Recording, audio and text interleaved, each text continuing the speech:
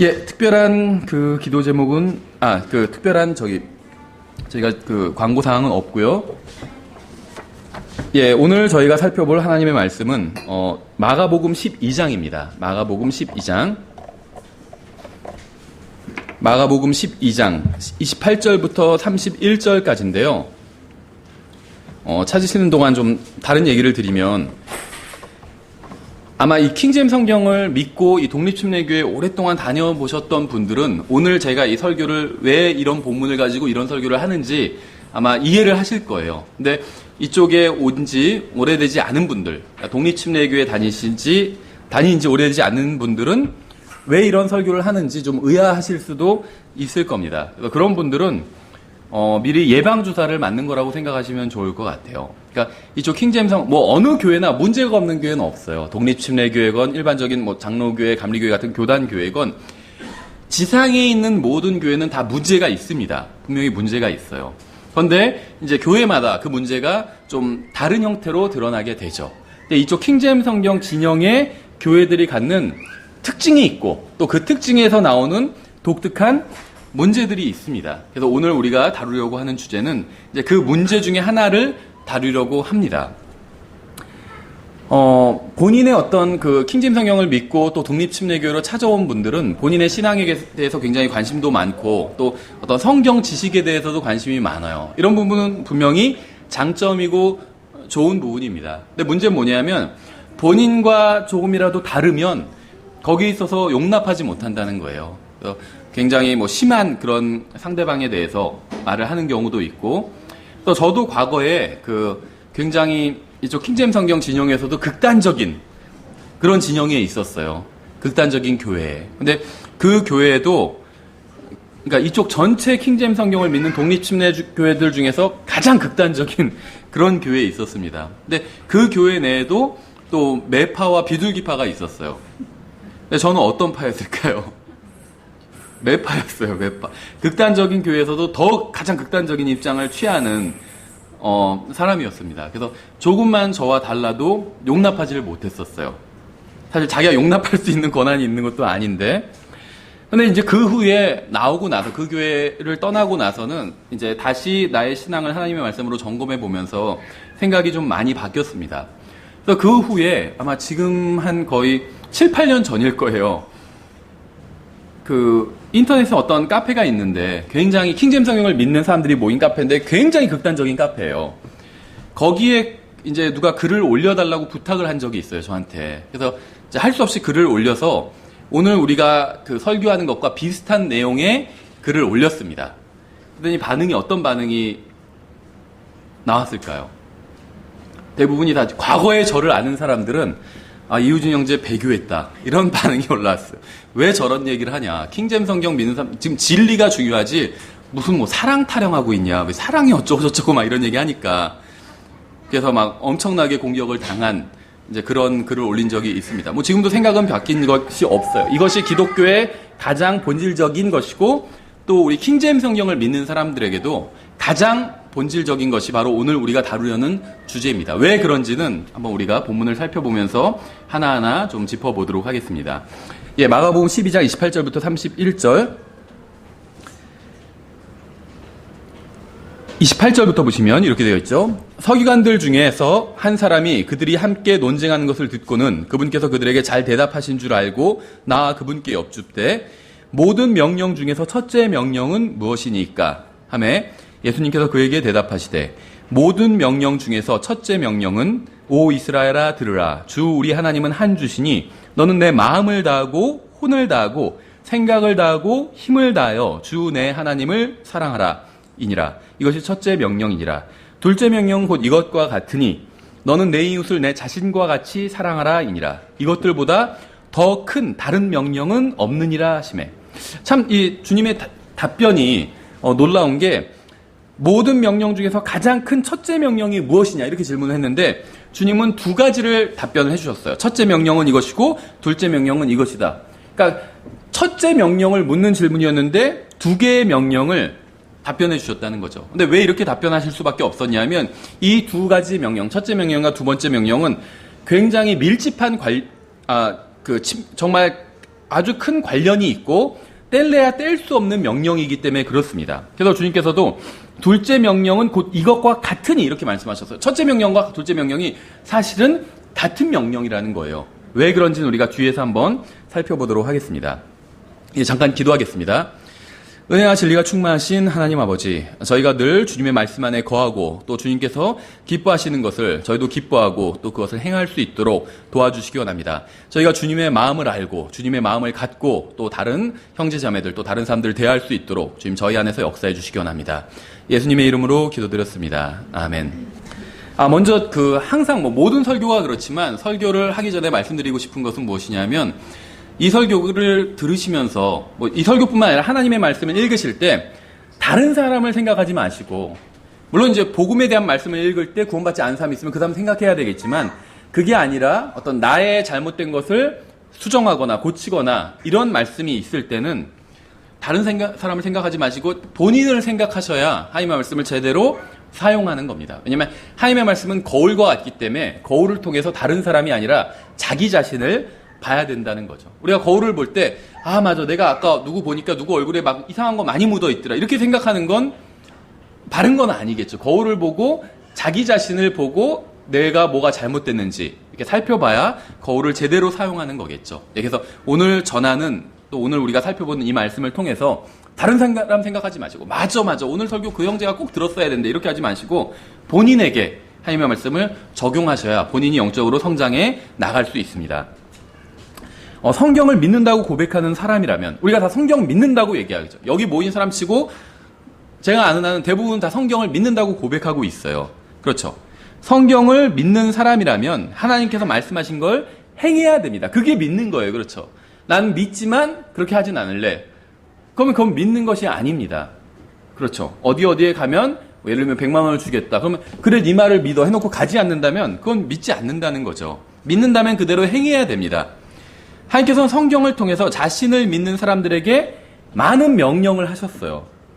하나님께서는 우리가 어떤 옷을 입어야 되고 어떤 말을 해야 되고 누구와 교제를 나눠야 하는지에 대해서도 명령하셨습니다.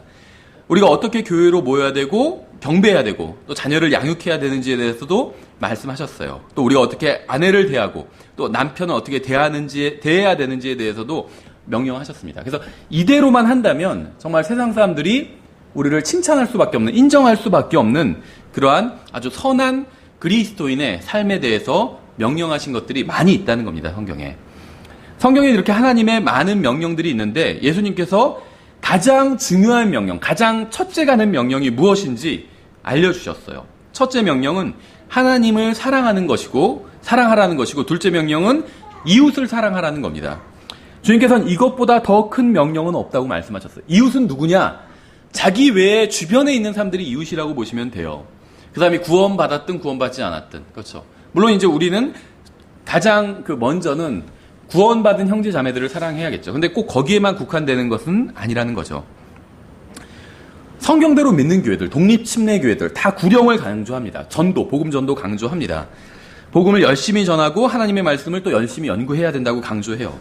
또 물질을 또 드리고 주님을 섬기고 수고하는 것에 대해서도 강조를 합니다. 이런 것들 다 좋은 거고 성경에 나온 것이고 하나님께서 명령하신 것들입니다. 분명히. 저는 이러한 것을 하는 것이 나쁘다고 이야기하는 것이 아닙니다. 구령하고 말씀을 공부하고 복음을 전하고 또 물질도 드리고 주님을 섬기는 것 모두 필요하고 좋은 일이에요. 그러나 가장 좋은 일은 아니라는 겁니다. 예수님에 의하면 첫째 명령은 하나님을 사랑하고 다른 사람을 사랑하는 것. 이게 가장 중요한 명령이라는 겁니다. 우리 주위에는 훌륭한 설교자, 그리스도인, 교회, 사역자들 훌륭한 분들 많이 있어요. 그러나 주님의 말씀에 의하면 가장 훌륭한 그리스도인은 주님을 위해서 많은 일을 하는 사람도 아니고 많은 지식을 가진 사람도 아닙니다.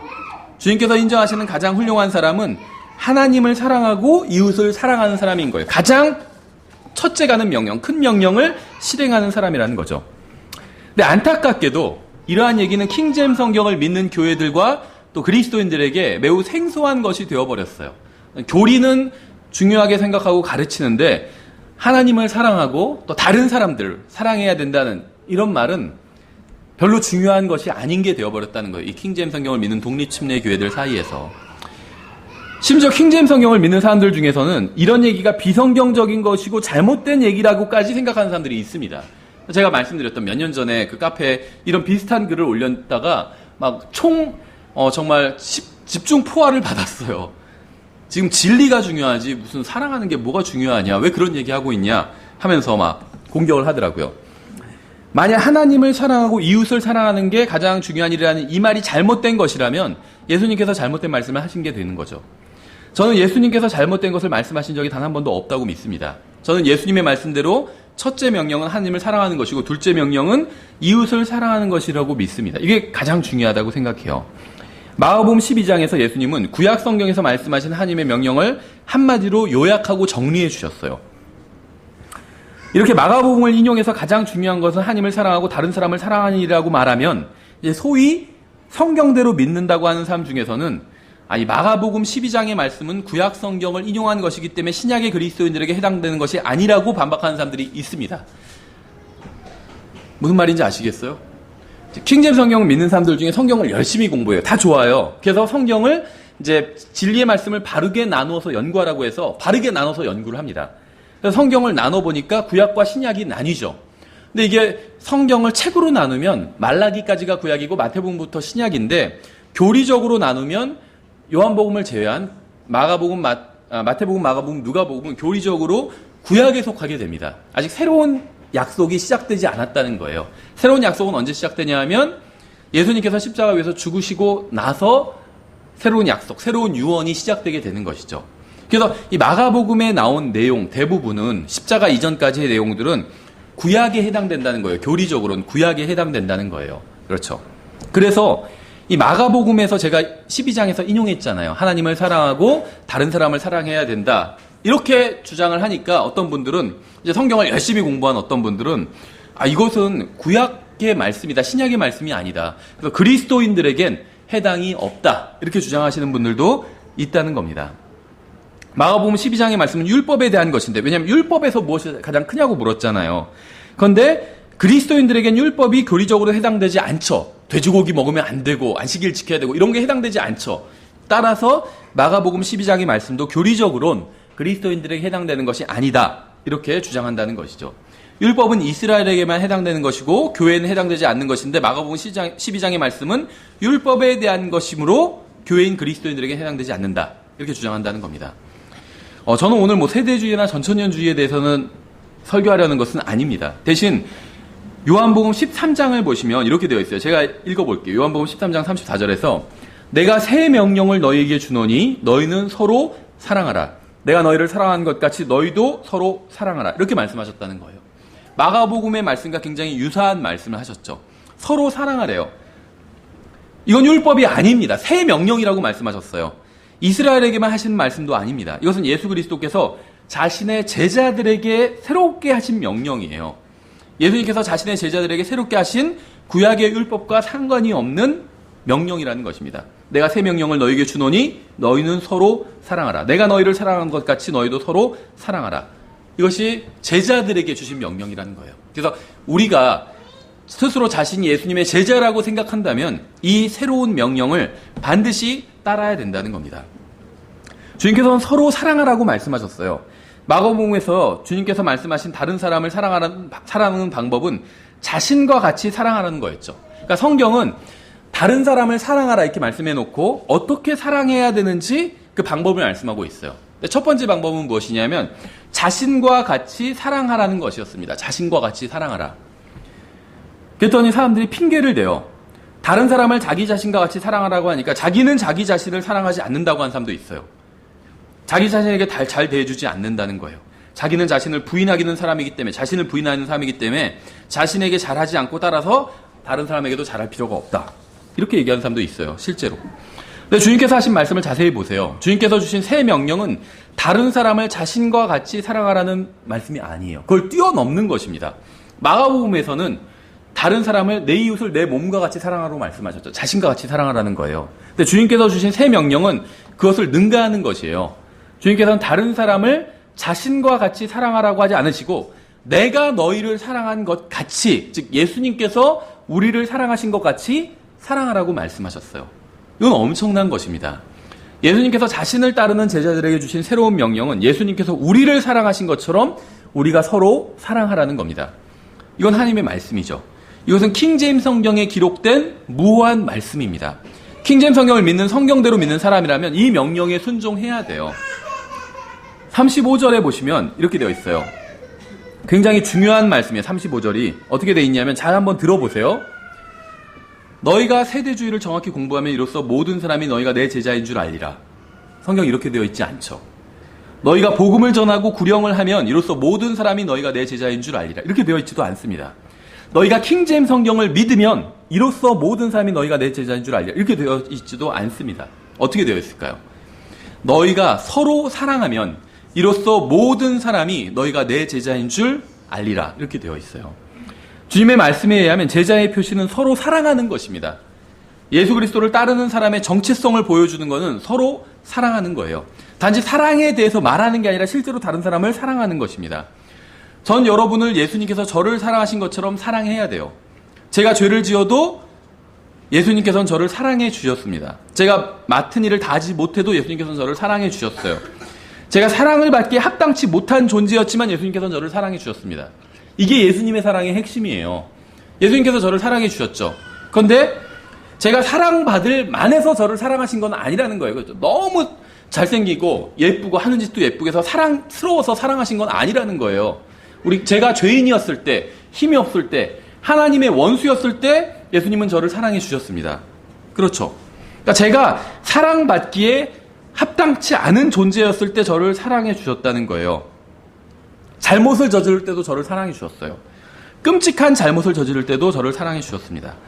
성경은 우리가 서로 사랑하되 예수님께서 우리를 사랑해 주셨던 것처럼 사랑하라고 말씀하고 있는 거예요. 그래도 저 형제는 이상한 짓을 하잖아요. 제가 어떻게 사랑해요, 저 형제를. 그렇게 얘기하지 말라는 거예요. 우리가 이상한 짓을 할 때도 구원받고 하나님의 자녀가 되고 난 이후에는 우리를 예수님께서는 여전히 사랑해 주셨다는 겁니다. 이상한 짓을 할 때도 마찬가지로 우리도 그렇게 다른 형제 자매를 사랑해 주라는 거예요. 로마서 13장에서 이렇게 말씀하고 있습니다. 사랑이 어떤 것인지 보여주고 있어요. 서로 사랑하는 것 외에는 누구에게든지 어떤 것도 빚지지 말라. 다른 사람을 사랑하는 자는 율법을 성취하였느니라. 이거 엄청난 말씀이요. 다른 사람을 사랑하는 자는 율법을 이룬 거래요. 저는 여러분에게 무엇인가 빚을 졌습니다. 여러분도 저에게 빚을 졌어요. 그러나 여기서 끝이 아닙니다. 저는 우리가 오늘 오후에 은사주의에 대해서 공부하겠지만 은사주의자들에게도 저는 빚을 졌습니다.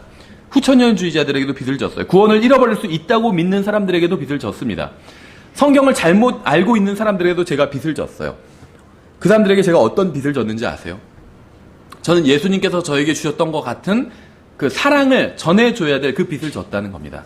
저는 빚을 진 사람이에요. 여러분도 빚진 사람입니다. 그 빚을 갚아야 돼요. 근데 다른 사람들에게 갚아야 된다는 거죠. 그게 예수님께서 원하시는 거란 겁니다. 9절에 이렇게 되어 있어요. 너는 간음하지 말라. 명령이죠. 간음하지 말라. 너는 살인하지 말라. 이것도 명령입니다. 너는 도둑질하지 말라. 거짓 증언하지 말라. 너는 탐내지 말라. 한 것과 어떤 다른 명령이 있을지라도 그것은 내 이웃을 내 자신과 같이 사랑하라 하신 이 말씀 안에 간략하게 들어있느니라.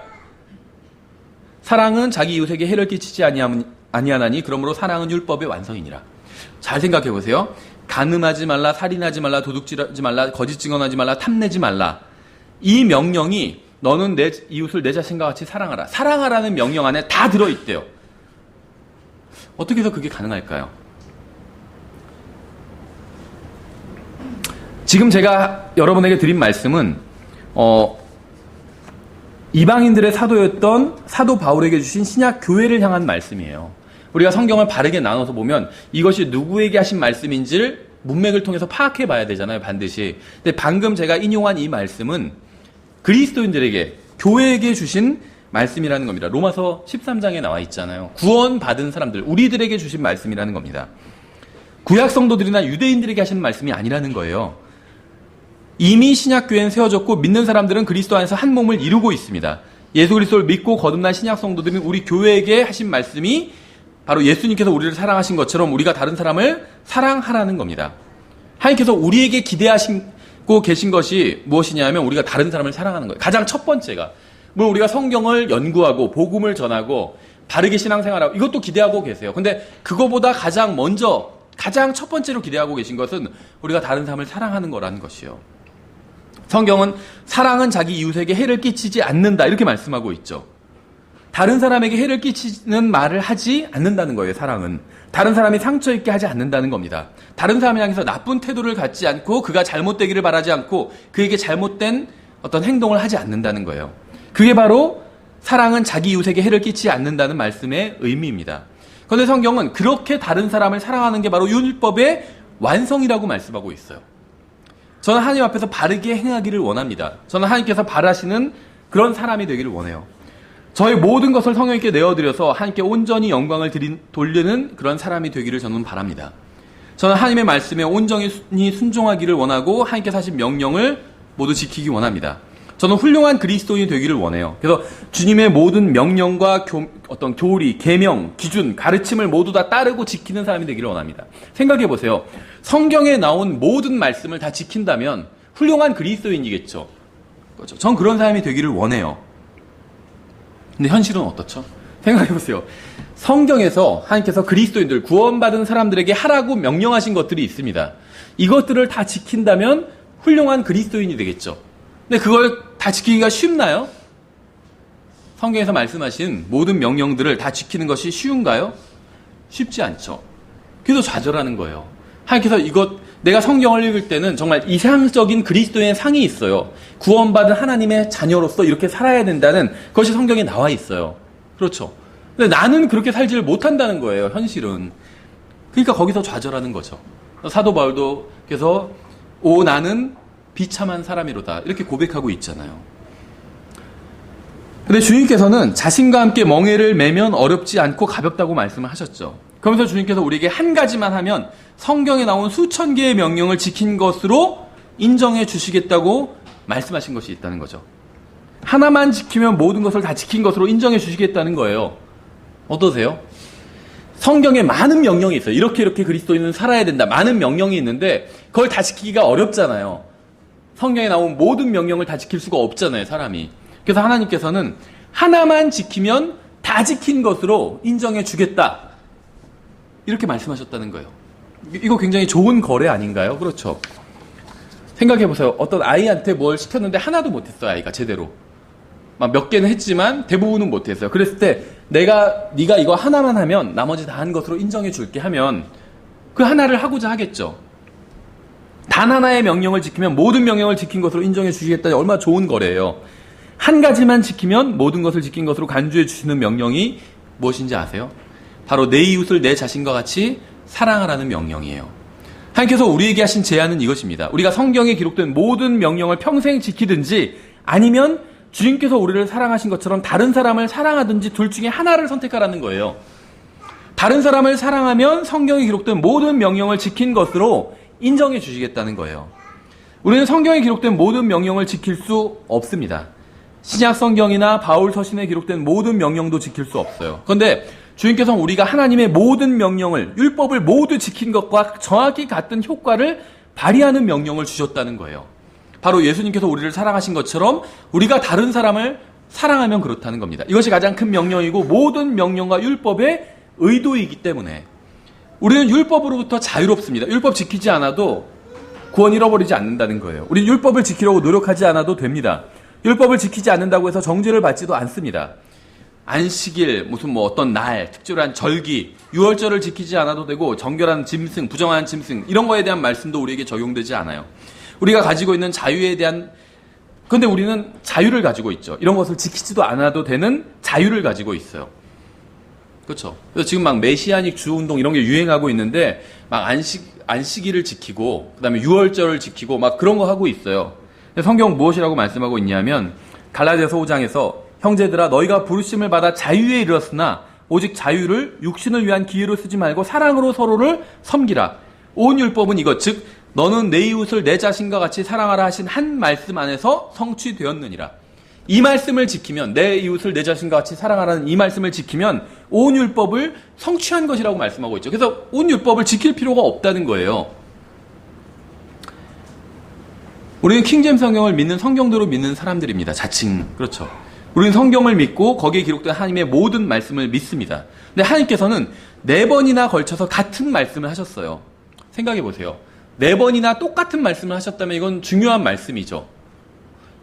거듭남, 다시 태어남 굉장히 중요하죠. 성경에서는 단 2번 나와요. 다시 태어남이란 말 자체가. 물론 개념은 더 여러 번 나오지만 다시 태어남이란 말 자체는 2번만 나와요. 근데 2번만 나와도 우리는 이것이 굉장히 중요한 것이라고 인정하죠. 근데 지금 하나님께서는 신약 성경에서 4번에 걸쳐서 똑같은 말씀을 하셨어요. 이것이 얼마나 중요한 말씀인지 우리가 알 수 있겠죠. 잘 보세요. 방금 갈라디아서 제가 5장 13절 14절을 읽었는데 사실 이 15절을 읽기 위해서 이걸 읽은 거예요.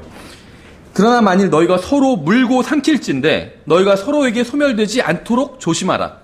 그런즉 내가 이것을 말하노니 곧 성령 안에서 걸으라. 그래야면 너희가 육신의 욕심을 이루지 아니하리라. 저는 죄에 묶여 있습니다. 아직 이 육신 안에 있기 때문에. 율법을 지킨다고 해서 자유를 얻을 수 있는 것도 아닙니다. 미움, 질투, 험담, 불친절, 비방 이런 죄에 묶여 있어요. 예수님께서 오셔서 저의 결박을 풀어주셨고 저에게 자유를 주셨습니다. 그런데 이제 저는 자유롭게 되었다고 해서 다른 사람을 미워하고 질투하고 험담하고 비방한다면 어떻게 될까요? 주님께서 대속해 주셨으니까 이제 마음대로 죄짓고 살자고 하는 게 바로 라오디게아 교회의 성도들이었어요. 그렇죠? 성령님의 영감으로 성경을 기록한 사도 바울은 갈라디아서 5장에서 성령님께서 우리를 율법의 정죄로부터 자유롭게 하시고 죄로부터 결박을 풀어주셨다고 말씀하고 있어요. 이게 무슨 말씀인지 아세요? 율법을 지키지 않아도 우리는 된다는 거예요. 더 이상 정죄받지 않는다는 거예요.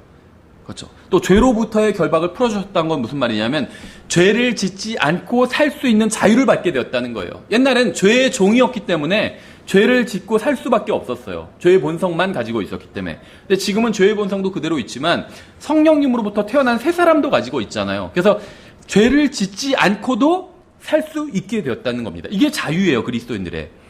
우리를 죄로부터 자유롭게 해주신 것은 우리가 마음껏 죄를 지으라는 것이 아닙니다.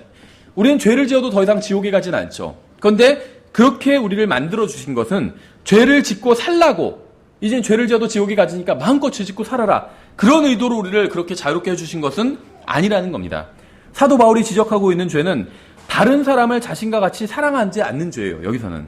만일 제가 구원받지 못했다면 저는 다른 사람을 사랑할 수 없다고 핑계를 댈 수 있지만, 그러나 갈라디아서 5장은 구원받은 사람들은 그런 핑계를 댈 수 없다고 분명하게 말씀하고 있어요.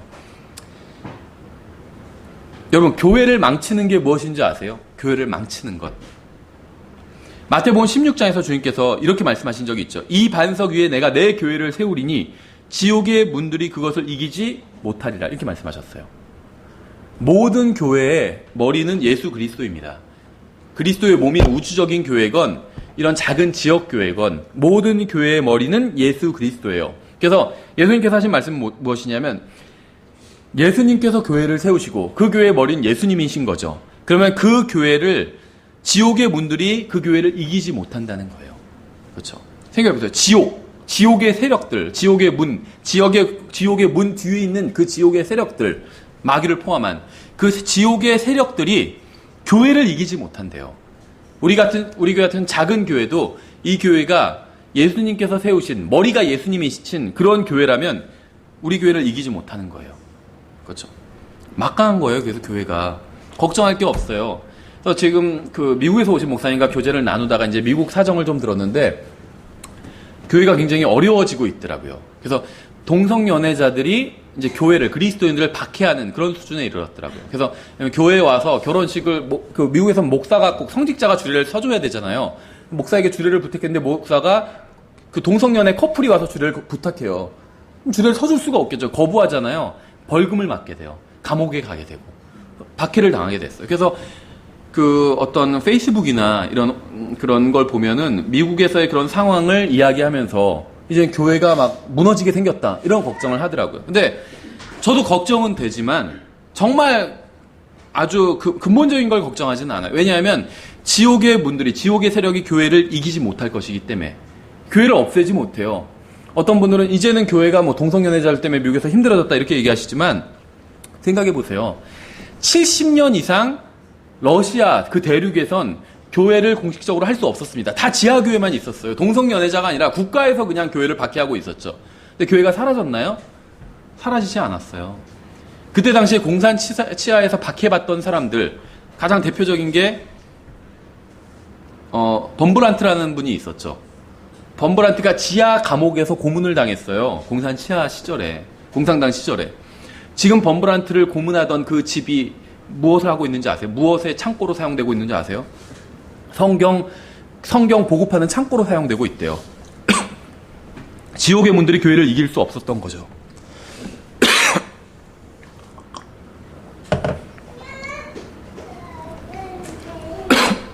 죄송합니다.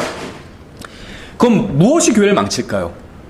지옥, 마귀는 교회를 망칠 수 없습니다. 마귀는, 더러운 영들은 그리스도의 사역을 망칠 수 없어요. 여러분, 무엇이 교회를 망칠 수 있는지 아세요? 성경에 갈라디아서 말씀에 보면 우리가 마귀와 싸우지 않고 우리끼리 싸우면 교회가 파괴될 수 있대요. 그래서 너희가 물고 뜯고 서로 싸우면 소멸되지 않도록 주의하라 그랬잖아요. 마귀는 교회를 망치지 못하는데 우리끼리 싸우면 교회가 망가지는 겁니다.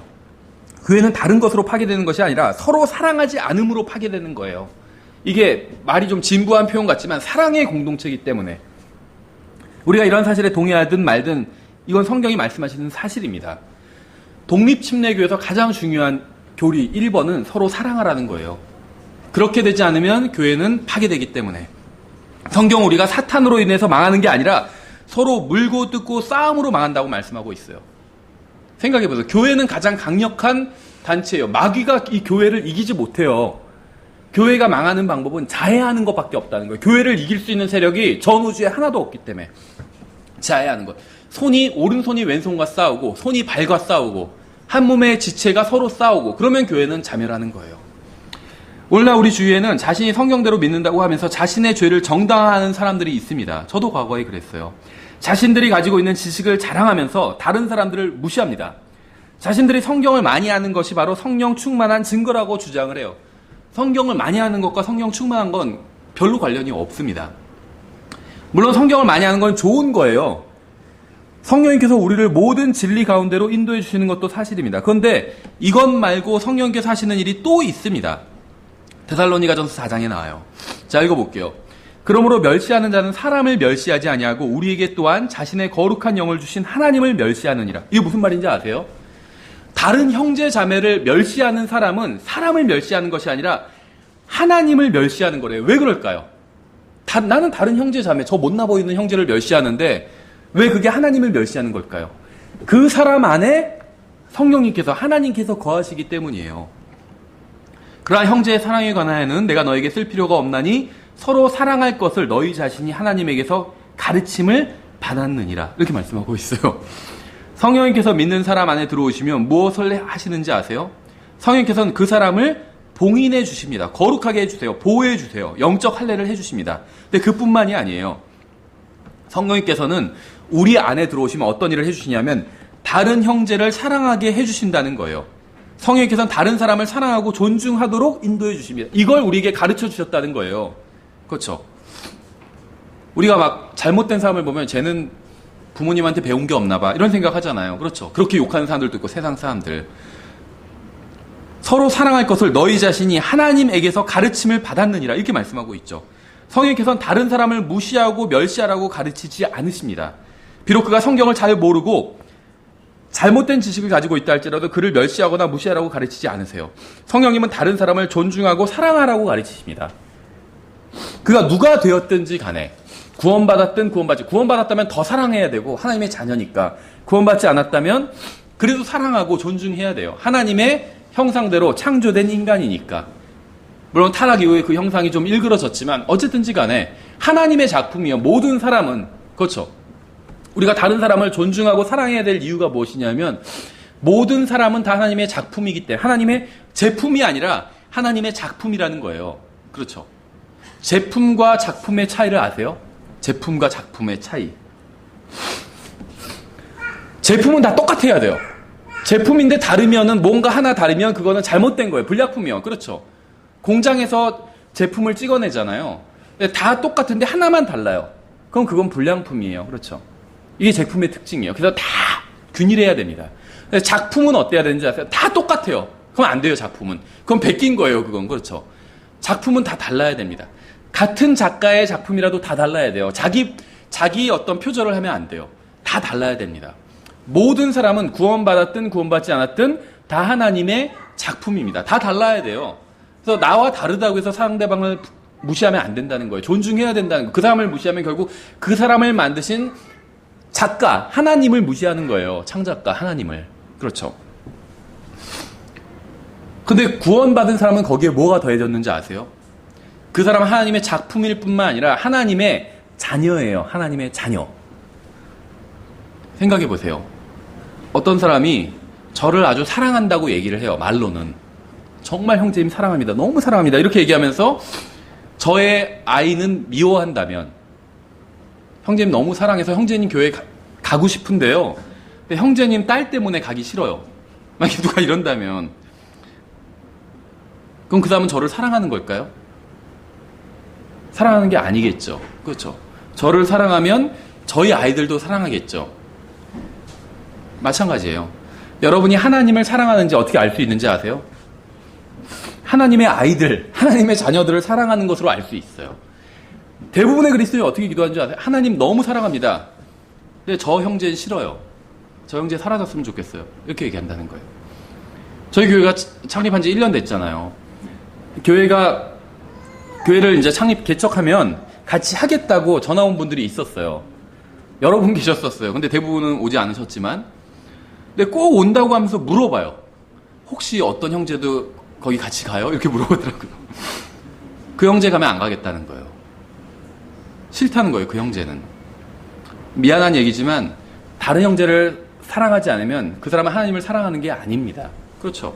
하나님을 사랑하면 하나님의 자녀도 사랑해야 돼요. 제가 어떤 형제 사랑한다고 하면서 그 형제님의 자녀를 미워한다면 그건 저는 그 형제님 사랑하는 게 아니죠. 마찬가지예요.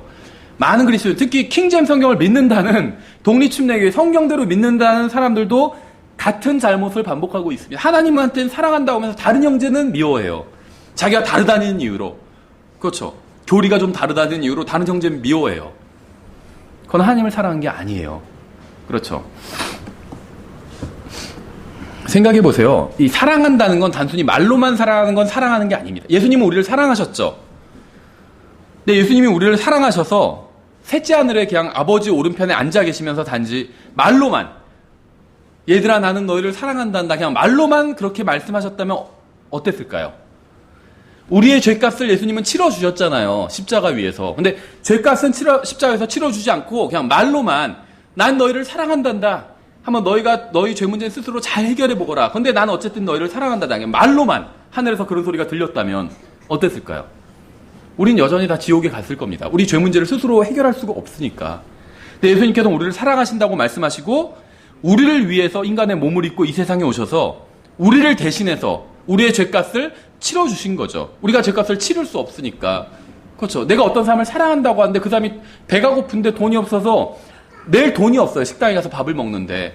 근데 내가 그 사람을 사랑한다고 나에게 낼 돈이 있어요. 그럼 내가 그 사람의 밥값을 내줄 수 있겠죠. 이게 사랑이겠죠. 형제님, 제가 형제님 너무 사랑하는데 제가 돈도 있지만 내주긴 싫어요. 이렇게 얘기한다면 그 사람이 정말 저 형제님은 나를 사랑하구나 이렇게 생각할까요? 아니죠. 말로만 사랑한다고 해놓고 실제로는 아니구만 이렇게 생각하겠죠. 그 형제님이 제가 지갑을 안 갖고 왔는데 혹시 돈을 내주실 수 있으세요? 저한테 그렇게 얘기했는데 제가 형제님 너무 사랑하지만 전 그리고 지갑에 돈도 있고 카드도 다 있고 지갑도 갖고 왔지만 내주긴 싫어요. 이런다면 그건 사랑하는 게 아니에요. 그렇죠. 하나님께서 세상을 이처럼 사랑하사 독생자를 주셨다고 말씀하고 있잖아요. 사랑하사 하고 끝나지 않았어요. 독생자를 주셨대요. 이게 성경에서 말씀하시는 사랑입니다. 하나님께서 우리도 다른 사람을 이렇게 사랑하기를 원하시는 거예요. 성경대로 믿는 사람들은 바른 성경을 전하고 바른 진리를 전하는 일이 얼마나 중요한지 알고 있습니다. 그렇죠. 근데 더 중요한 게 있어요. 바른 성경을 전하고 바른 진리를 전하고 이거보다 더 중요한 일이 있다는 거예요. 하나님께서 하신 가장 큰 명령, 첫 번째 명령이 있다는 겁니다. 우리가 해야 할 일 중에 가장 중요한 일은 하나님을 사랑하고 다른 사람을 예수님께서 우리를 사랑하셨던 것처럼 그렇게 사랑하는 겁니다. 이게 가장 중요해요. 그 다음이 성경을 읽고 전하고 진리를 전하는 것들이에요. 이것들이 중요하지 않다는 게 아니라 그것들도 중요한데 그것보다 더 중요한 건 하나님을 사랑하고 다른 사람을 사랑하는 거라는 거예요. 누가복음 6장에 이렇게 되어 있어요. 좀 길지만 제가 읽어볼게요. 27절에 그러나 내가 듣는 너희에게 이르노니 너희 원수들을 사랑하며 너희를 미워하는 자들에게 선을 행하고 너희를 저주하는 자들을 축복하며 악의를 품고 너희를 다루는 자들을 위해 기도하라. 또 내 뺨을 치는 자에게 다른 뺨도 내주며 내 겉옷을 빼앗는 자가 내 덧옷도 가져가는 것을 금하지 말라.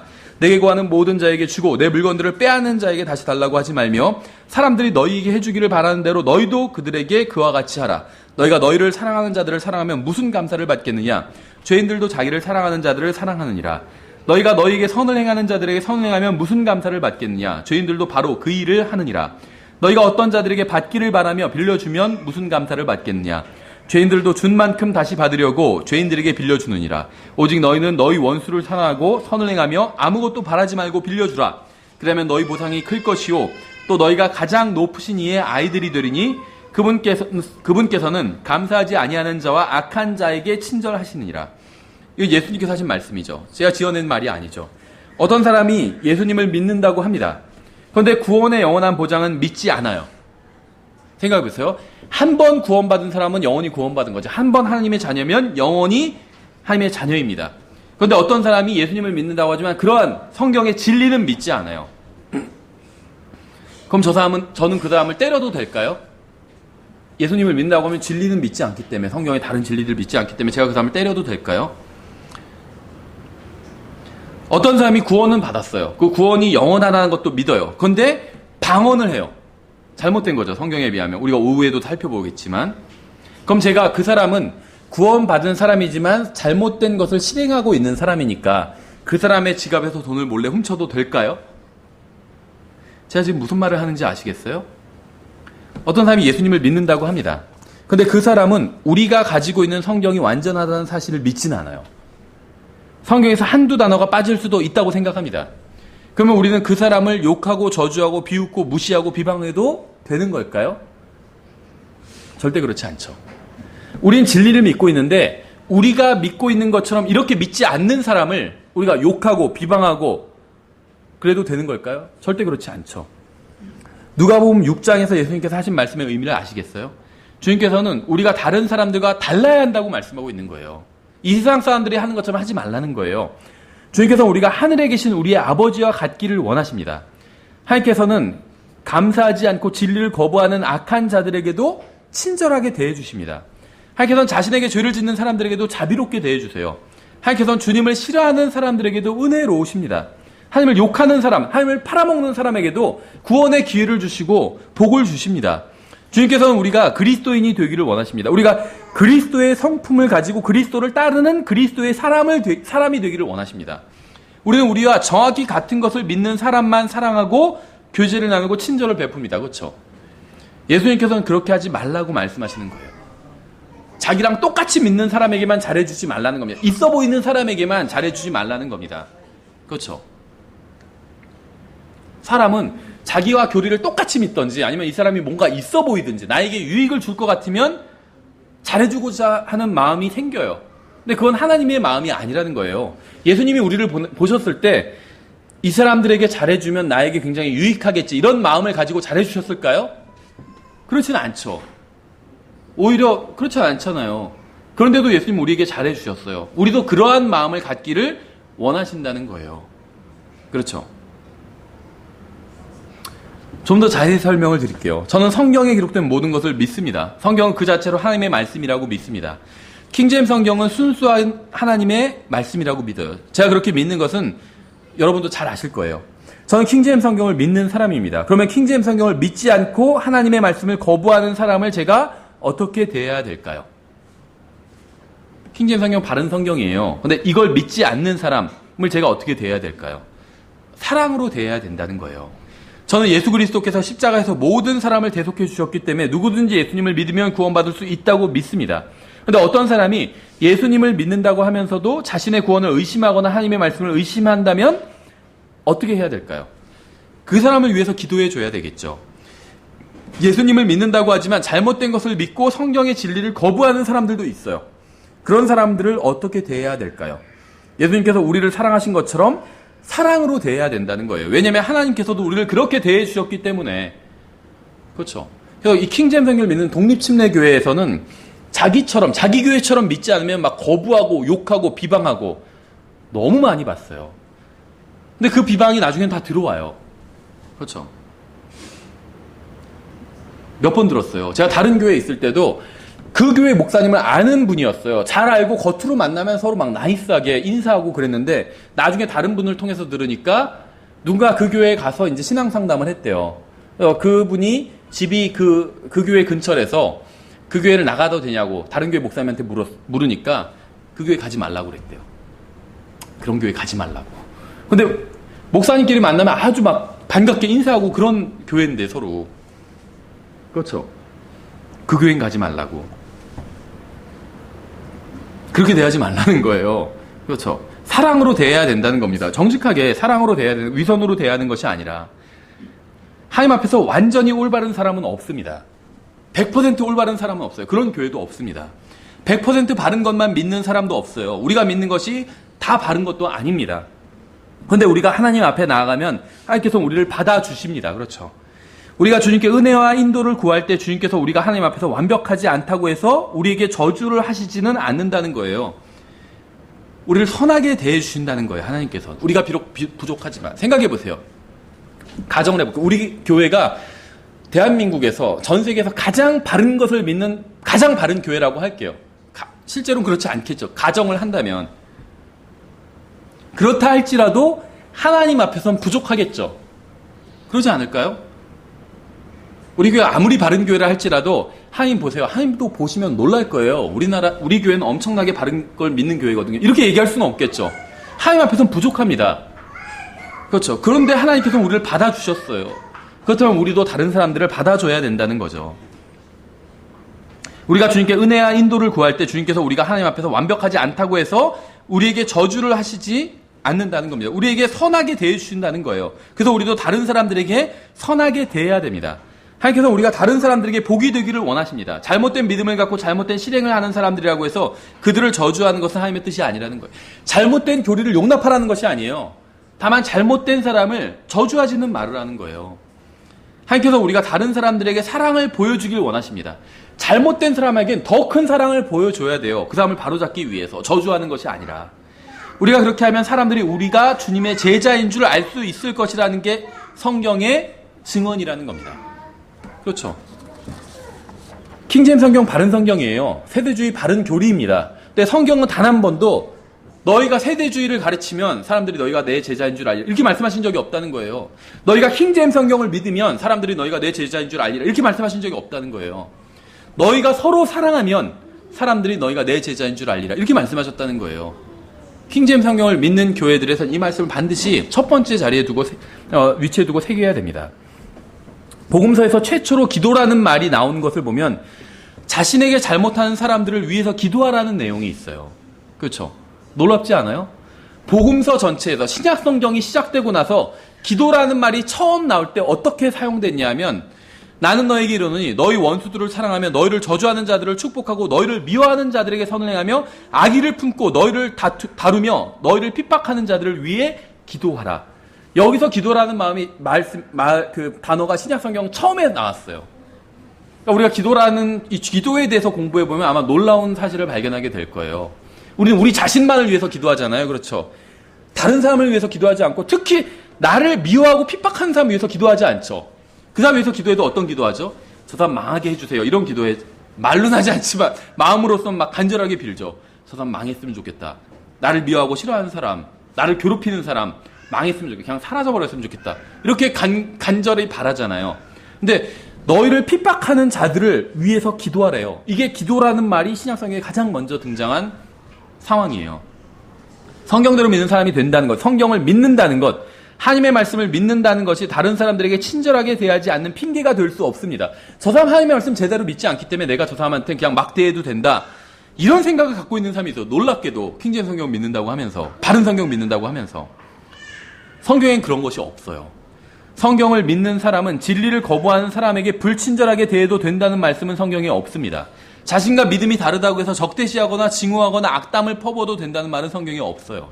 성경을 믿지 않는다면 모르겠지만 최소한 자신이 성경대로 믿는 사람이라면 그래서는 안 된다는 거예요. 예수님께서 우리에게 친절하게 대해 주셨던 것처럼 우리도 다른 사람에게 친절하게 대해야 된다는 겁니다. 베드로전서 1장에 이렇게 말씀하고 있어요.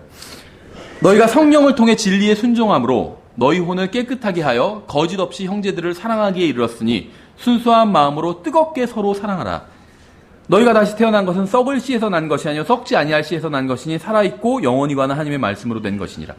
킹제임스 성경을 믿는 사람들은 이 말씀을 인용하면서 성경의 중요성을 강조하죠. 베드로전서 1장 23절. 우리의 구원이 하나님의 말씀으로 된 것이기 때문에 성경 변개 문제는 심각한 것이라고 이야기를 합니다. 전적으로 맞는 얘기예요. 그러나 그렇게 말하는 것으로는 충분하지 않습니다. 썩지 아니하고 영원히 가는 말씀에 순종해야 돼요. 성령님으로부터 진리의 말씀을 배웠다는 증거는 바로 다른 형제들을 사랑함으로 드러납니다. 그렇죠. 진리의 말씀을 배웠다는 증거는 다른 형제들을 사랑함, 여기에 있다는 거예요. 성령님으로부터 진리의 말씀을 배웠다는 증거는 성경 지식의 많음에 있는 것이 아니라 다른 형제를 사랑함에 있다는 거예요. 하나님께 제대로 배웠다는 증거는 성경을 줄줄줄줄 읊는 데 있는 것이 아니라 다른 형제들을 사랑하는 데 있다는 거예요. 우리가 저 사람이 하나님께 제대로 배웠는지 아닌지 알기 위해서 보려면 성경 테스트를 해보면 되는 게 아니라 그 사람이 다른 형제들을 얼마나 사랑하는지로 알 수 있다는 거예요. 다른 형제를 많이 사랑할수록 성경을 제대로 배웠다는 겁니다. 그렇죠. 성경을 많이 알고는 있지만 다른 형제를 사랑하지 않는다면 그건 성경을 제대로 배운 것이 아니에요. 왜냐하면 하나님께로부터 그렇게 가르침을 받았느니라 이렇게 성경 말씀하고 있잖아요. 다른 형제들을 사랑하도록 가르침을 받았대요. 다른 형제를 사랑하지 않는다면 그건 하나님의 가르침을 배우지 않았다는 거죠. 킹제임스 성경을 믿으며 진리의 지식을 많이 알고 있다고 해도 형제를 사랑하지 않는다면 그 사람은 하나님께로부터 배운 사람이 아니에요. 이 기준으로 생각해 본다면 우리 주위에 독립침례교회 내에도 하나님께로부터 배운 사람이 아닌 사람들이 너무나도 많이 있죠. 바른 진리는 알고 있어요. 전천년주의, 예수님의 재림, 환란, 천년왕국 이런 거 알고 있다고 해서 그 사람이 다 하나님께 배운 사람은 아니라는 겁니다. 그거는요, 그냥 사람들한테도 배울 수 있어요. 누군가 저 사람은 하나님께로부터 배웠다. 그 증거는 다른 형제를 사랑하는 데서 나타난다는 거예요. 그렇죠. 이 기준으로 보면 킹제임스 성경 우리 교회도 포함해서 킹제임스 성경 진영에도 하나님께로부터 배우지 않은 사람들이 너무나도 많이 있죠. 그렇죠. 우리가 믿는다고 고백하는 킹제임스 성경은 만일 제가 하나님의 말씀을 믿고 그 말씀에 순종하고 성령님의 인도를 받는다면 그 믿음의 결과는 다른 형제를 사랑함으로 드러난다고 말씀하고 있어요. 제가 만일 여러분에게 사람이 구원받기 위해 무엇을 해야 하느냐고 물으면 여러분 무엇이라고 대답하실 건가요? 아마 여러분은 반드시 예수 그리스도를 믿어야 한다고 말씀하실 겁니다. 그렇죠? 사람이 어떻게 해야 구원받느냐 이렇게 묻는다면 여러분은 주 예수 그리스도를 믿으라. 그러면 네가 구원받으리라. 이렇게 여러분 대답하실 겁니다. 맞아요. 행위로는 구원받을 수 없습니다. 지식으로도 구원받을 수 없어요. 구원받을 수 있는 유일한 길은 예수 그리스도를 개인적인 구원자로 받아들이는 겁니다. 그러면 예수 그리스도를 믿는 사람은 어떻게 되는지 아세요? 형제가 돼요. 형제가. 왜냐하면 예수님을 믿으면 누구나 하나님에게로부터 태어나기 때문에 하나님의 자녀가 되기 때문에 같은 아버지를 모시고 있는 두 사람을 뭐라고 부르죠? 형제라고 불러요. 자매라고 불러요. 그렇죠. 그리스도 안에서 형제가 되기 위한 조건이 무엇인 줄 아세요? 그리스도 안에서 서로 두 사람이 형제가 되기 위한 조건. 예수님을 믿는 거죠. 하나님의 자녀가 되는 거예요. 영접하는 자, 곧 그 이름을 믿는 자들에게는 하나님의 자녀가 되는, 하나님의 아들들이 되는 권세를 주신다고 그랬잖아요. 예수님을 받아들이면, 나의 개인적인 구원자로 받아들이면, 예수님께서 십자가 위에서 죽으신 것이 나의 죄값을 치르기 위해서 죽으신 것이다. 이렇게 받아들이면 하나님의 자녀가 된다는 거예요. 나만 그런 것이 아니라, 저만 쉽게 구원받은 거 아니죠. 저만 믿음을 통해 은혜로 구원받은 게 아니죠. 여기 구원받은 사람이 있다면 다 그렇게 구원받은 겁니다. 그렇죠. 그러면 우리는 무엇이냐면 형제라는 거예요. 형제. 자매라는 겁니다. 만약 어떤 사람이 예수 그리스도를 믿고 형제가 되었다면 그 사람이 세대주의를 이해하지 못해도 킹제임스 성경이 바른 성경이란 이 사실을 받아들이지 못해도 그 사람은 제 형제라는 겁니다. 그렇죠. 이스라엘과 교회를 구분하지 못하도 그 사람은 제 형제예요. 구원의 영원한 보장을 믿지 않아도 그 사람은 제 형제입니다. 어느 교회가 바른 교회인지 전혀 몰라도 그 사람은 제 형제입니다. 왜냐하면 그리스도 안에서 형제가 되는 것은 성경 지식에 달린 것이 아니라 구원받을 수 있는 믿음에 달린 것이기 때문에 아무것도 몰라도 그 사람이 구원받아서 하나님의 자녀가 됐다면 그 사람은 저의 형제라는 겁니다. 요한일서 3장에서 뭐라고 말씀하고 있는지 아세요? 우리가 형제들을 사랑함으로 사망에서 생명으로 옮겨간 줄을 우리가 알거니와 자기 형제를 사랑하지 아니하는 자는 사망 안에 거하느니라. 우리는 우리를 사랑하는 사람을 사랑합니다. 우리와 같은 믿음을 가진 사람을 사랑해요. 우리와 같은 것을 믿는 사람을 사랑합니다. 그런데 주님께서는 요한일서를 통해서 하신 말씀은 그것이 아닙니다. 주님께서는 다른 사람을 사랑하는지 묻고 계신 거예요.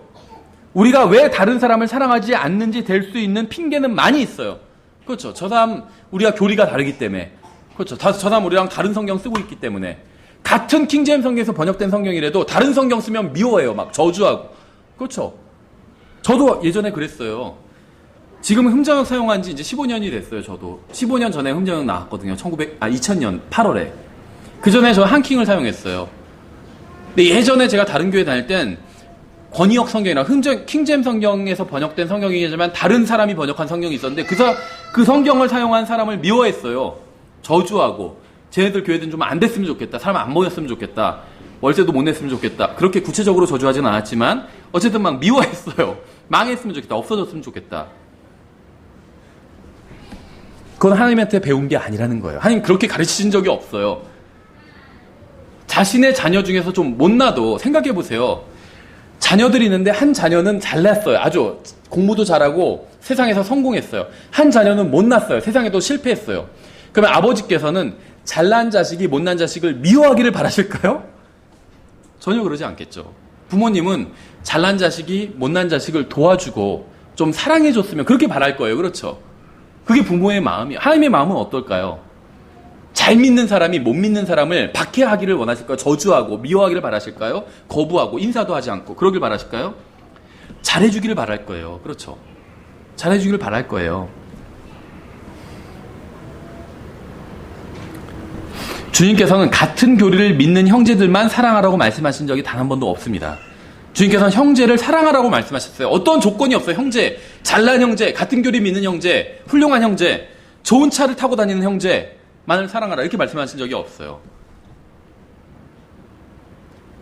저도 전에 어떤 형제님이 막 만나자고 처음에 해가지고 귀찮았어요. 좀 만나서 교제하자고 그러고 너무 귀찮았는데 그냥 만나자고 하는데 교제를 안 할 수는 없잖아요. 만나지 않을 수는 없잖아요. 그래서 만나서 교제하니까 괜찮은 형제님이더라고요. 호감이 생겼어요.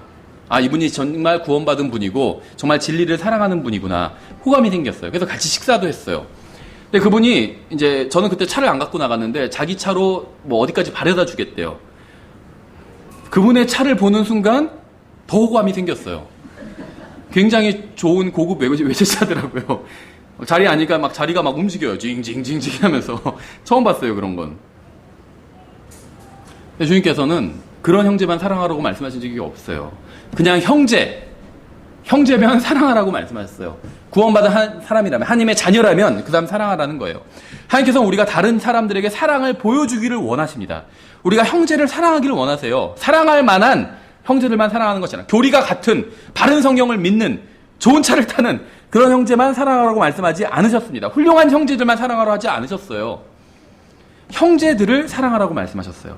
하나님께서는 우리가 우리의 의견에 동의하는 형제들뿐만이 아니라 동의하지 않는 형제도 사랑하기를 원하십니다. 하나님께서는 자신의 의견에 동의하는 사람에게만 은혜를 베풀어 주시고 사랑해 주신 게 아니에요. 그렇죠? 여기 있는 사람 중에 은혜 받지 않은 사람 아무도 없어요. 이 세상에 있는 사람 중에 하나님의 은혜를 받지 않은 사람 아무도 없습니다. 근데 하나님께서는 그래, 쟤는 나에게 동의하고 있고 그래서 은혜를 베풀어 주고 그러신 적이 없다는 거예요. 모든 사람들에게 은혜를 베풀어 주셨고 영원히 하늘나라에서 살 수 있는 은혜도 베풀어 주셨어요. 근데 어떤 사람은 그걸 거부한 거죠. 싫은데요? 하고. 그렇죠. 왜 예수님 믿어야 돼요? 싫은데요? 하늘나라 안 가고 말지. 그런 거 안 믿어요. 거부해버린 거지. 그 사람 잘못이지 하나님의 잘못은 아니에요. 하나님께서는 모든 사람들에게 다 은혜를 베풀어 주셨어요. 그렇죠. 우리도 그렇게 하기를 원하신다는 거예요. 하나님께서는. 특히 믿는 형제들은 더 그렇게 하기를 원하신다는 거죠. 훌륭한 부모라면 어떻겠어요? 네 형제 자매를 사랑해라 이렇게 가르치겠죠. 그리고 밖에 나가서 사람들은 미워해라 이렇게 가르치진 않겠죠. 밖에 나가서 다른 사람들에게도 사랑하는 친절한 그런 아이가 되기를 원해요. 저는 저희 아이가 커서 다른 사람들을 속여먹고 막 이득을 취하고 그런 아이가 되기를 원치 않고 다른 사람들에게도 자비를 베풀고 은혜를 베푸는 친절한 아이가 되기를 원해요. 근데 그뿐만 아니라 1차로 그것보다 더 1차로 바라는 것은 이제 동생이 태어나는데 동생을 사랑하는 아이가 되기를 원해요. 그렇죠. 동생을 사랑하고 또 다른 사람들도 사랑하는 그런 아이가 되기를 원합니다. 하나님께서는 우리가 그와 같기를 원하시는 거예요. 하나님께서는 우리가 형제를 사랑함으로 사망에서 생명으로 옮겨간 줄을 우리가 알므로 자기 형제를 사랑하지 아니하는 자는 사망 안에 거하느니라고 말씀하셨습니다. 이거는 제가 지어낸 말이 아니죠. 언젠가 우리는 모두 이 말씀을 하신 분 앞에 서게 될 거예요.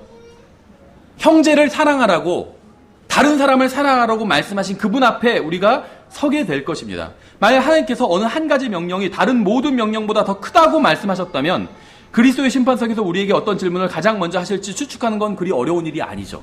생각해 보세요. 그리스도의 심판석에선 우리가 구원받고 나서 그리스도인으로서 어떻게 살았는지에 대해서 심판을 받는 자리입니다. 근데 거기서 주님께서 우리에게 질문을 하시겠죠. 질문을 할 거예요, 하나님께서.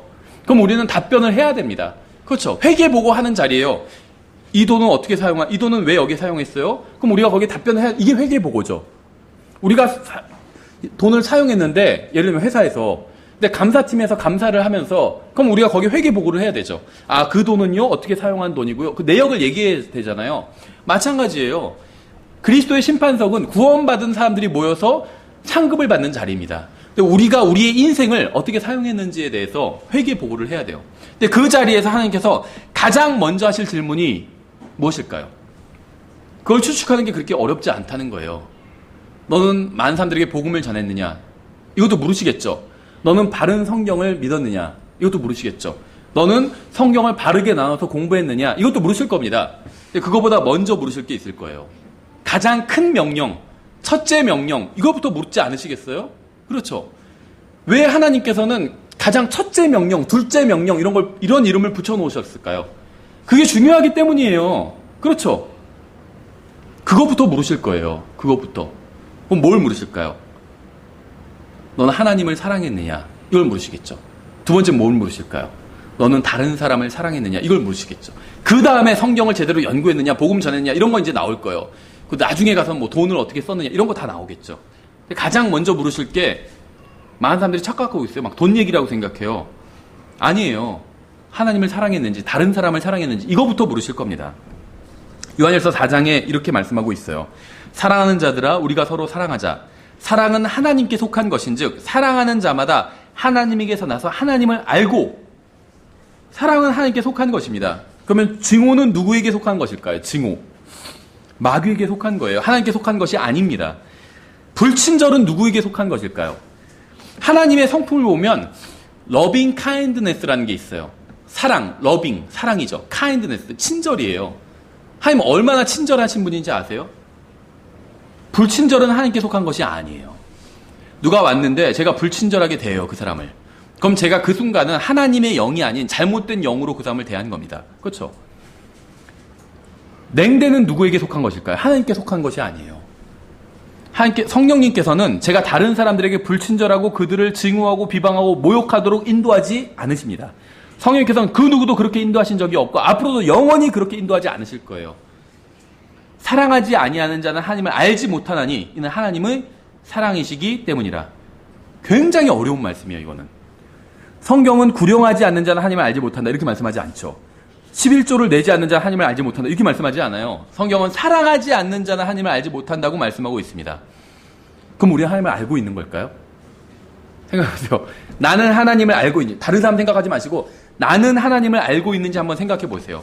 사랑하는 자는 하나님을 알고 있대요. 사랑하지 않는 자는 하나님을 알지 못한대요. 이 기준이라면 나는 하나님을 알고 있을까요? 전천년주의를 아는 자는, 킹제임 성경을 아는 자는 하나님을 안다 이렇게 말씀하신 적이 없죠. 킹제임 성경을 모르면 하나님을 알지 못하나니 이렇게 말씀하신 적이 없어요. 전 전천년주의 지지합니다. 킹제임 성경 지지해요. 킹제임 성경에 단 하나의 오류도 없다고 믿습니다. 하지만 성경은 킹제임 성경을 알지 못하면 하나님을 알지 못한다 이렇게 말씀하신 적이 없다는 거예요. 사랑하지 않는 자는 하나님을 알지 못한다. 킹제임 성경에 이렇게 기록되어 있어요. 그렇죠? 그럼 우리는 하나님을 알고 있을까요? 하나님께서 자신의 독생자를 세상에 보내사 우리가 그분을 통해 살게 하셨은즉 이것 안에서 하나님의 사랑이 우리를 향해 나타났느니라. 우리가 하나님의 사랑을 받을 자격이 있었나요? 우리가 하나님을 사랑하지 아니하였으나 그분께서 우리를 사랑하시고 자신의 아들을 보내사 우리의 죄들로 인한 화해 언물로 삼으셨나니 여기에 사랑이 있느니라. 하나님께서 우리가 하나님을 사랑하지 않을 때 우리를 사랑해 주셨습니다. 하나님께서 우리에게서 보기 원하시는 사랑도 바로 이런 사랑이에요.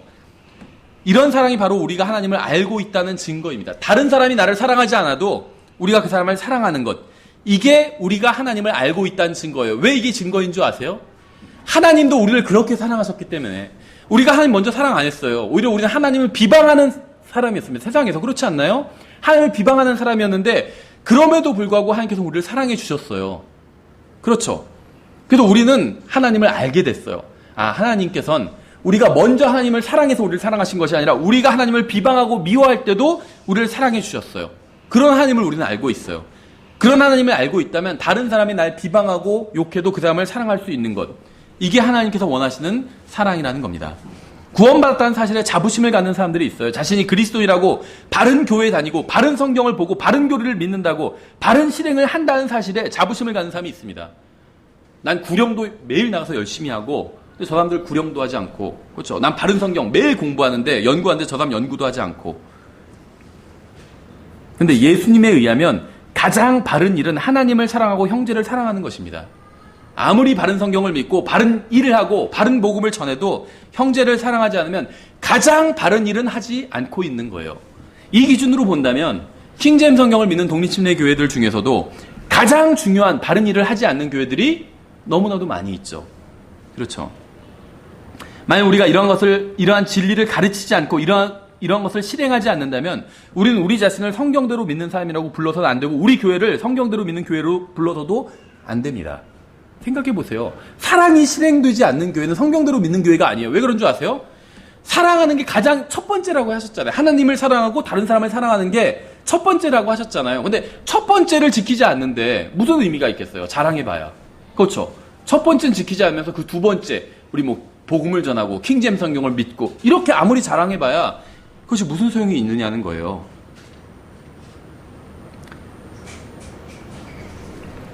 우리 교회뿐만 아니라 형제를 사랑하지 않는 교회는 어떤 교회라 할지라도 성경대로 믿는 교회가 아니에요. 킹제임 성경을 믿고 복음을 전하고 전천년주의 믿고 세대주의 믿고 성경 바르게 가르치는 교회라 할지라도 서로 사랑하지 않는 교회는 성경대로 믿는 교회가 아닙니다. 그렇죠. 이 기준으로 본다면 성경대로 믿는 교회 아닌 교회 너무 많죠. 독립침례 교회 중에서. 우리 교회도 스스로를 돌아봐야 돼요. 바른 성경 믿고 바른 진리를 가르치고 바른 교리를 가르친다고 해서 다 성경대로 믿는 교회가 아니에요. 가장 첫 번째 가장 중요한 걸 해야 돼요. 그게 뭘까요? 서로 사랑하는 거였잖아요. 근데 그걸 하지 않으면 절대 성경대로 믿는 교회가 아니라는 거예요. 생각해 보세요. 킹제임 성경을 믿지 않고 전천년주의를 믿지 않아요. 바른 교리 가르치지 않아요. 그러면 성경대로 믿는 교회가 아니죠. 그렇죠. 왜 성경대로 믿는 교회가 아닐까요? 성경에서 중요한 걸 하지 않기 때문에. 근데 그거보다 더 중요한 게 있대요. 성경은. 서로 사랑하는 거래요. 하나님의 자녀들이, 구원받은 사람들이 서로 사랑하라는 거래요. 근데 그렇게 사랑하지 않으면 가장 중요한 걸 하지 않은 거예요. 그럼 성경대로 믿는 교회가 아닌 거예요. 그렇죠. 이 명령에 비하면 다른 모든 명령은 보조적인 명령일 뿐, 중요하지 않다는 게 아니에요. 가장 중요한 명령이 바로 서로 사랑하라는 명령이라는 거예요. 사랑하는 자들아 하나님께서 우리를 이처럼 사랑하셨은즉 우리도 서로 사랑하는 것이 마땅하니라. 어느 때나 아무도 하나님을 보지 못하였을 때 만일 우리가 서로 사랑하면 하나님께서 우리 안에 거하시고 그분의 사랑이 우리 안에서 완전하게 되느니라. 하나님께서는 가장 큰 명령에 대해서 요한일서 4장에서 이렇게 말씀하셨습니다. 어떤 사람이 나는 하나님을 사랑하노라 하고 자기 형제를 미워하면 그는 거짓말하는 자니 자기가 본 자기 형제를 사랑하지 아니하는 자가 어찌 자기가 보지 못한 하나님을 사랑할 수 있으리요.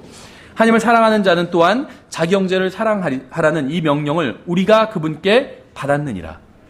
하나님 사랑하면 자기 형제도 사랑하라고 명령을 하셨고 우리는 그 명령을 받았대요. 이것이 성령님께서 기록하신 말씀입니다. 그렇죠. 왜 서로 사랑하라는 그 명령을 지키면 왜 율법을 다 이룬 것인지 아세요? 간음하지 말라, 도둑질하지 말라, 살인하지 말라, 거짓 증언하지 말라, 내 이웃의 물건 탐내지 말라. 이게 율법이잖아요. 살인하지 말라. 근데 서로 사랑하면 이웃을 사랑하면 이걸 다 지킨 거래요. 왜 그런지 아세요? 사랑하면 도둑질하지 않아요. 내가 너무 사랑하지만 그 사람의 물건을 훔친다. 그건 사랑이 아니에요. 그렇죠. 사랑하면 그 사람 죽이지 않아요. 난 너를 사랑하기 때문에 죽일 수밖에 없어. 이거는 거짓말이에요. 정신병이고. 사랑하면 죽이지 않아요. 그 사람 잘 되길 원하고, 그렇죠. 그 사람 사고 나면 내 거라도 띄워주고 싶고, 정말 사랑한다면, 그렇죠. 그게 사랑이에요. 사랑하는데 간음하지 않아요. 그렇죠. 저 형제를 너무 사랑하기 때문에 저 형제의 부인과 나는 가늠할 수밖에 없다. 이건 사랑이 아니에요. 거짓말이고 증오고 미움이지. 그래서 사랑하면요, 율법의 모든 문제가 다 해결돼요. 거짓말도 안 하고, 살인도 안 하고, 간음도 안 하고, 도둑질도 안 하고, 거짓 증거 안 하고, 탐심도 없어져요. 그렇죠? 남의 것을 내가 원하는 게 탐심이잖아요. 나에게 없는 남의 것을 원하는 게 탐심이잖아요. 다른 사람이 갖고 있어요. 내가 없는 걸. 근데 그 사람을 사랑하면 기뻐해요. 그것을 위해서. 그렇죠? 그래서 사랑하면 율법을 완성한 거라는 거 하나님께서 평가해 주신다는 거예요. 오늘날 많은 교회들이 하나님의 명령을 지키는데 실패했습니다. 문제는 성경을 문자 그대로 믿고 성경에 기록된 모든 것을 믿는다고 하는 성경대로 믿는 사람들도 지키고 있지 않은 명령이 있다는 거예요. 많은 교회들이 생각해보세요. 분당에만 해도 교회 많잖아요. 근데 왜 우리 교회 같은 이런 교회가 있어야 되는 걸까요? 많은 교회들이 하나님의 말씀대로 살지 않기 때문이에요. 그렇죠? 하나님의 명령대로 하지 않기 때문에 우리 교회가 창립된 거잖아요. 하나님의 명령대로 해보자고. 독립침례교회들 다 마찬가지겠죠. 이미 한국에 교회 많은데 독립침례교회가 세워진 이유는 하나님의 말씀대로 한번 살아보자고 해서 독립침례교회가 세워진 거예요. 그렇죠. 근데 정말 불행한 것은 그런 독립침례교회들조차도 하나님의 말씀대로 한번 해보자. 그래서 모인 독립침례교회들조차도 하나님의 정말 가장 첫 번째 가는 명령은 무시하고 있다는 겁니다. 나머지 명령은 어느 정도 지켜요. 바른 성경 믿고 진리 전하고 복음 전하고 성경 가르치고 나머지 것 어느 정도 해요. 근데 가장 첫 번째 명령, 하나님을 사랑하고 다른 사람들을 사랑하라는 그 명령은 지키고 있지 않다는 겁니다. 우리는 모두 그리스도의 심판석에서 주님께 회개 보고를 해야 합니다. 여러분은 여러분의 몸으로 행한 일에 대해서 하나님께 회개 보고를 해야 돼요. 그리고 왜 하나님의 명령을 무시하고 하나님께 순종하지 않았는지 해명해야 합니다. 여러분은 남편이나 아내나 아이들이나 부모나 직장 상사나 목사나 집사나 애완동물이나 이웃이나 친구 때문에 주님의 명령에 순종하지 못했다고 핑계를 댈 수 없습니다. 그 자리에서 오직 예수님과 여러분만 있을 거예요. 그리스도의 심판석에선. 주님께서는 다른 사람이 아닌 여러분에 대해서 물으실 겁니다. 우리가 그리스도인으로서 사는 이 삶에 대해서 좀 더 진지하게 생각해 봐야 됩니다. 우리가 주님의 명령에 순종하기 위해서 이 세상에서 몇 가지를 포기해야 할 수도 있어요. 그러나 우리가 그리스도의 심판석에 가면 우리는 우리가 포기한 그것들이 정말 아무것도 아니었음을 깨닫게 될 것입니다. 그리스도의 심판석에서 주님께서 다른 무엇보다 가장 먼저 물으실 질문이 있어요. 여러분 그것이 무엇인지 오늘 설교를 들으셨다면 잘 아실 겁니다. 그렇죠? 제가 한번 다시 읽어드릴게요. 주 우리 하나님은 한 주시니 너는 내 마음을 다하고 혼을 다하고 생각을 다하고 힘을 다하여 주 내 하나님을 사랑하라 이니라. 이것이 첫째 명령이라. 둘째 명령은 곧 이것과 같으니. 왜 이것과 같을까요? 다른 사람, 구원받은 형제 자매들 안에는 주 하나님이 그 안에 성령님으로 거하시기 때문이에요. 하나님을 사랑하는 사람은 하나님께서 거하고 있는 그 형제, 그 사람도 사랑할 수밖에 없다는 거예요. 그렇죠? 둘째 명령은 곧 이것과 같으니 너는 내 이웃을 내 자신과 같이 사랑하라 이니라. 이것들보다 더 큰 다른 명령은 없느니라. 킹제임 성경 문제, 세대주의 문제, 전천년주의 문제, 이것도 하나님을 사랑하고 다른 사람들을 사랑하는 이것보다 더 크지 않다는 거예요. 이게 중요하지 않다는 게 아닙니다. 해야 돼요. 킹제임 성경 전하고 진리 전하고 복음 전해야 됩니다. 그런데 이것들도 다른 사람, 형제자매를 사랑하는 것보다 더 크지는 않다는 겁니다. 지금 제가 만들어낸 이야기가 아니에요. 성경에 나와 있는 그대로 얘기해드린 거죠. 여러분은 이 두 가지 명령에 어떻게 순종했고 어떻게 실천했는지 주님께 답변할 준비가 되어 있으신가요? 그 준비를 하셔야 돼요. 이게 가장 급한 문제예요. 집이 팔리는 것보다, 땅이 팔리는 것보다, 이사 문제보다, 직장 문제보다 더 중요한 문제가 이 문제예요. 왠 줄 아세요? 집 문제, 직장 문제, 자녀 문제 중요합니다. 중요하지 않다는 게 아니에요. 근데 그리스도의 심판석에서 우리가 주님을 만나게 되면 주님께서 그걸 묻지는 않으실 거예요. 너희 집 어떻게 됐니? 팔렸니? 이것부터 묻지 않으실 거예요. 애들 좋은 대학에 갔니? 좋은 직장 잡았니? 이것부터 묻지 않으실 거예요. 네가 구원받고 나서 이 세상에서 그리스도인으로서 구원받은 하나님의 자녀로서 살면서 하나님을 사랑했니? 다른 형제들, 다른 구원받은 사람들도 사랑했니? 이것부터 물으실 겁니다. 그렇죠. 그래서 이 질문부터 해결해야 돼요. 이게 가장 시급한 문제예요. 그렇죠. 전 여러분이 이걸 해결하셨으면 좋겠어요. 저희 교회 다니면서 우리가 주님 오실 때까지 같이 신앙생활 하잖아요. 그동안 이걸 해결했으면 좋겠어요. 하나님 앞에 가서 그 대답을 해드릴 수 있었으면 좋겠어요. 주님, 전 주님을 사랑했습니다. 다른 형제 자매들을 사랑했습니다. 이렇게 대답할 수 있다면 얼마나 복되고 값진 인생이겠어요. 전 좋은 대학을 나왔습니다. 좋은 직장에 들어갔습니다. 좋은 집에서 살았습니다. 이것보다 훨씬 더 엄청나게 값진 그런 대답이란 거예요. 그리스도의 심판석에선. 그렇죠. 예, 그래서 여러분들은 이 두 가지 명령에 어떻게 순종했고 실천했는지 주님 앞에서 답변할 준비가 되어 있어야 됩니다. 네, 제가 잠깐 기도하겠습니다. 하나님 아버지, 저희들에게 주신 말씀으로 인해서 감사드립니다. 정말 하나님을 사랑한다고 저희가 입술로는 고백하면서 눈에 보이는 형제들은 사랑하지 않았던 경우가 너무나도 많습니다. 주님, 정말 주님의 마음을 저희에게 주셔서 또 저희 안에서 역사해 주셔서 주님께서 저희들을 사랑해 주셨던 것처럼 저희도 다른 형제자매를 사랑할 수 있도록 주님, 저희들을 변화시켜 주시기 원합니다. 다른 형제가 저희들에게 잘못했다고 해서 저희들을 사랑하지 않는다고 해서 저희가 핑계대지 않도록 주님, 주님의 마음으로 저희들을 변화시켜 주시기를 간절히 기도드립니다. 주님, 저희들은 너무나도 연약하고 나약합니다. 지금 저희들의 능력으로는 이렇게 사랑이 넘치는 주님의 사랑을 다른 사람들에게 전하는 이런 삶을 살 수 없습니다. 오직 주님께 저희 자신을 내어드리오니 주님께서 저희 가운데 역사해 주셔서 정말 주님께서 보시기에 아름답게 서로 사랑하는 형제 자매들이 될 수 있도록 주님 도와주시기 원합니다. 감사드리며 예수님의 이름으로 기도드렸습니다. 아멘.